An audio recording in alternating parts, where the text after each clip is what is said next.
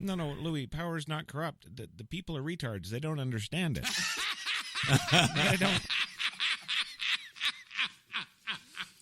Well, last week we brought you the story about the illegal wiretaps the DEA were doing, of course, in the name of the drug wars. Yes. Now,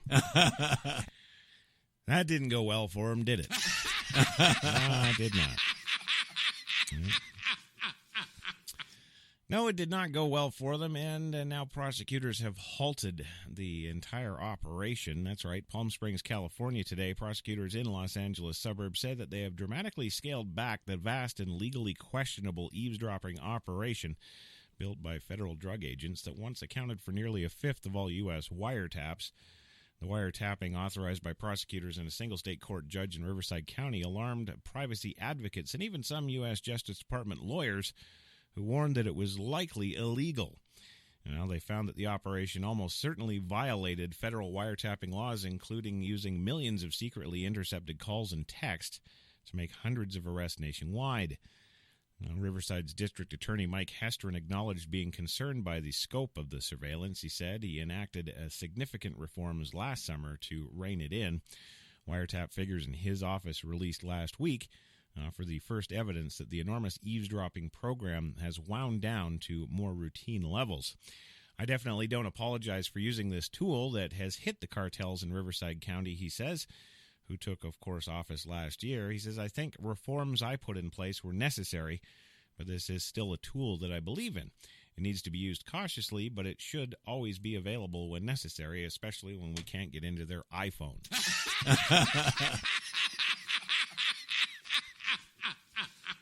Well, taps have dwindled since then. So far this year, Hestron has approved only 14. In the first 2 months of last year, his office approved 126.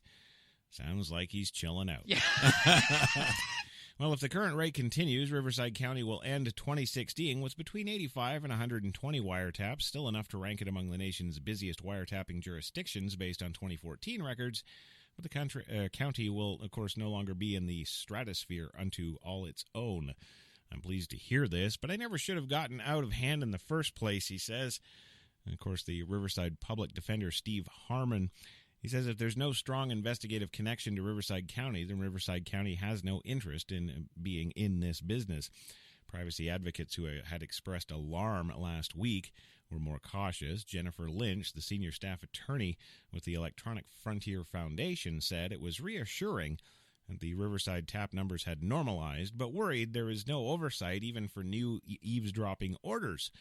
Almost all wiretaps are sealed and are sometimes kept secret even from the suspects who are arrested as a result of the eavesdropping, Lynch said. Well, the Justice Department spokesman declined to comment, of course, on the abrupt drop in eavesdropping in the past. DEA officials, of course, had said that the surveillance was an important tool for targeting cartels and had turned the suburbs around Riverside into one of the nation's busiest drug trafficking corridors. The majority of Riverside's wiretap surge occurred under the watch of former District Attorney Paul Zellerbach, a one-term top prosecutor who was ousted by Hestron at the end of 2014. In interviews last fall, Zellerbach said that his staff was efficient and effective at processing wiretaps. As word spread through law enforcement circles, the office, of course, received more and more requests to eavesdrop. Zellerbach had no qualms about leading the nation in taps. I thought we were doing a hell of a good job, he said. Well, others, of course, did not share that opinion. Justice Department lawyers warned the DEA in private that the wiretaps were unlikely to withstand a legal challenge and generally refused to use them as evidence in federal court. Well, the DA's office, of course, not good, says, well, thanks. Where'd it go? Yeah. Story. Needs, is another one of those damn flashes. Yes. Okay. Wait a minute. Houston, we got another breakdown on Bus B and the ISS. Needs.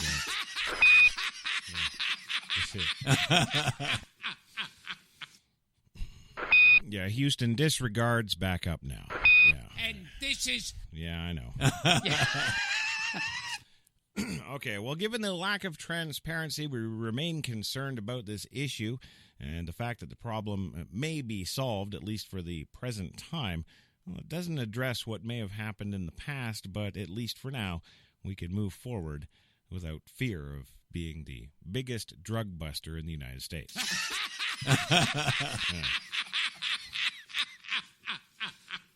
Is that a good thing? Yeah. I don't know. Louis, what do you think? It's just life, and I love doing it. I love doing these kind of stories anyway. Okay. You better tell Houston. Yes. It's just life, and I love doing it. I love doing these kind of stories anyway.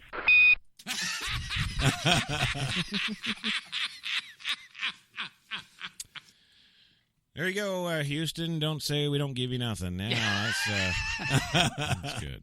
Well, moving on tonight, kind of a interesting little story here coming up here. Yes. Yeah, I know. Yes.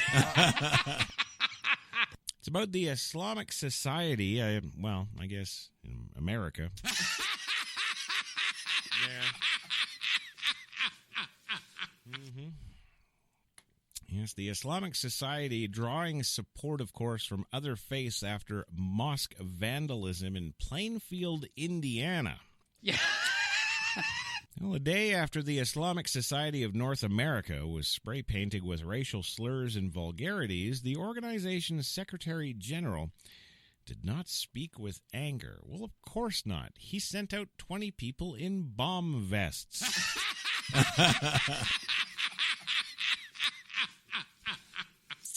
Well, in a room packed with faith leaders, members of the media, and greater Indianapolis communities, Harim Bada explained that he wouldn't discuss an increase in bigotry since 9/11, the history of racism in America, or anti-Muslim messaging appearing in his in this year's presidential election.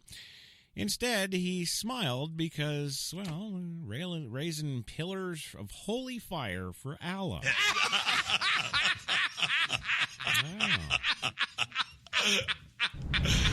You filthy American pigs. No longer will my men be forced to bow down to your pantyhose-wearing imperialism. Each week, we will raise pillars of holy fire in each of your cities until our demands are met.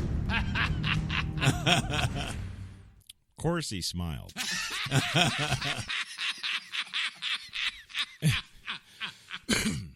Well, he says, I'm not here to focus on the negative, because once you start focusing on the negative, you start to take on a victim's mentality. And as Muslims in America, we refuse to be victims in our own country, Betta said. Oh, it's your country, is it? Huh?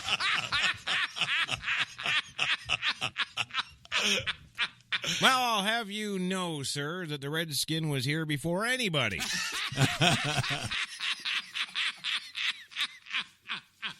So you just put that in your peace pipe and F off. I want to thank the vandals for highlighting the fact that the bonds between Muslims and their fellow Americans, and the bonds between Muslims and their brothers and sisters in other faiths, is stronger than the bond between spray paint and brick.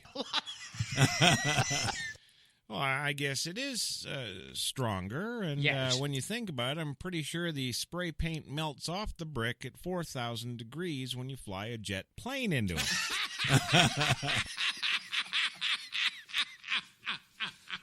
I'm sorry. I'm allowed to be angry for the next, 400 or 500 years.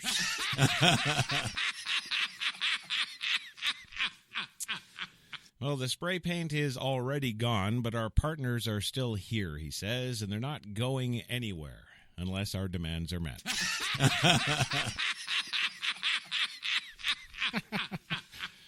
Well, the incident was reported at about 6:50 a.m. Sunday at the ISNA headquarters in Plainfield, according to Bada.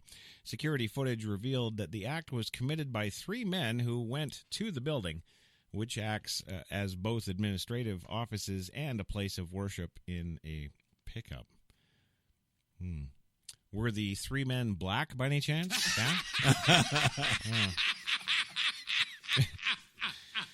Witnesses in the building for morning prayers, of course, saw the men, but were unaware of the vandalism until after the men left. The suspects did not attempt to enter the building, and no one was hurt during the incident. See, that's all kinds of wrong. Yeah. Investigators from the Plainfield Police Department and the FBI are still searching for the suspects. The news conference Monday allowed those living in Hendricks County and nearby to stand in solidarity with the local Muslim community. Several faith leaders condemned the actions, delivering the message that an attack on a religion is an attack on all religions. Yes. Yeah. All right, then I would submit an attack on America into our buildings in New York is an attack on all buildings in America. Yeah. Well, investigators from the Plainfield and the FBI, of course, are still searching. The news conference today allowed those living around the county and, I've been there. Yeah. Is this a Bus B issue again? Yes. Yeah.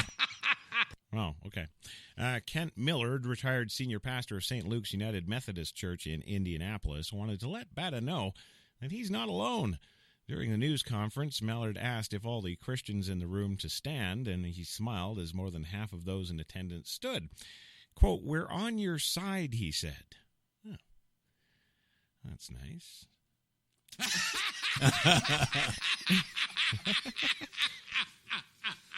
Well, Lindsay Mintz, an executive director of the International. Yes. No, the Indianapolis Jewish Community Relations Council also expressed support for the ISNA. Expressions of hatred like this are direct affronts to American and Jewish values. Yeah, that's what we said on 9/11.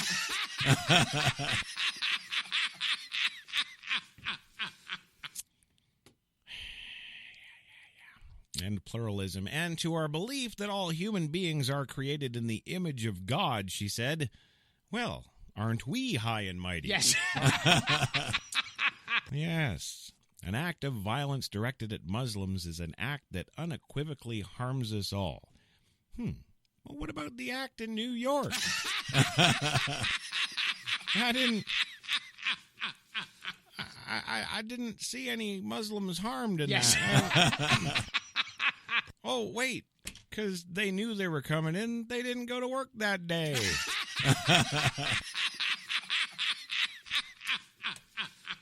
Well, Mintz also noted that Sunday's vandalism is only the latest hate-based crime reported in Indiana in recent months. A Muslim woman who was attacked by Indiana University student in Bloomington last fall, the damaging of more than 50 headstones at the Fort Wayne Jewish Cemetery in early February, and a Chinese high school student who was attacked in Brown County weeks ago by a white supremacist wielding a hatchet. Well, what the hell is a white supremacist doing going after Chinese? That's not their mandate.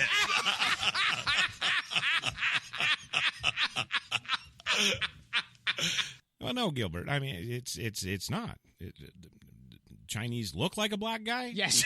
No. Well, white supremacy, they're all about the black. They're not really so much on the Chinese yet. They're busy.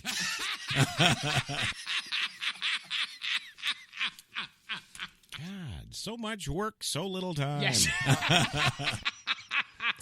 Well, the vandalism also comes just days after the execution-style killing of 2 Muslims and a Christian who were part of an African community in Fort Wayne, in a Fort Wayne home.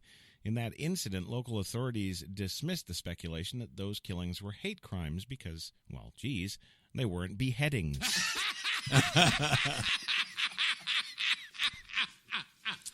Still, Mintz said it's time to enact laws that could deter crime motivated by hate. Oh, really? This again?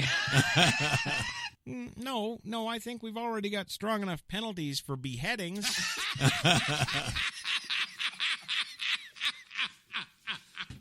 What is it now?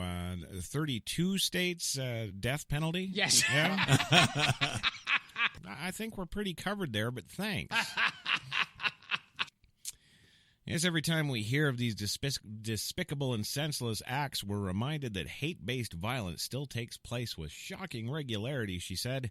A nation's laws should reflect its social contract with all of its citizens. Well, if we have to enact a whole bunch of hate laws, yes, clearly the citizens aren't getting along.